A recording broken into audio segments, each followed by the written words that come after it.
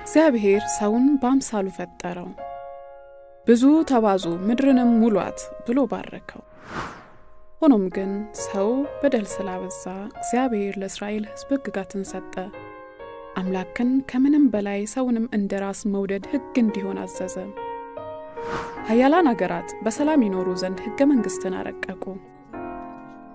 ኪነ ጥበቦቻችንና ስነ ጽሁፎቻችን አብሮ የመሆን ፋይዳ ጎሉ ያምልኮ ስፍራዎች ለሕግ መታዘዝን ሰላም ያመጣል ብለው ሰበኩ ካቶሊካዊት ቤተክርስቲያን በስብከተ ወንጌል በማህበራዊ አስተምህሮዋና ማህበራዊ ስራዎቿ ሁሉ ሰው ለእግዚአብሔር ክብር የተፈጠረ መሆኑን ታስተምራለች በካቶሊካዊ ሐሳቦች ፕሮግራም የቤተክርስቲያናችንን ማህበራዊ አስተምህሮ እና ተግባራት እንቃኛለን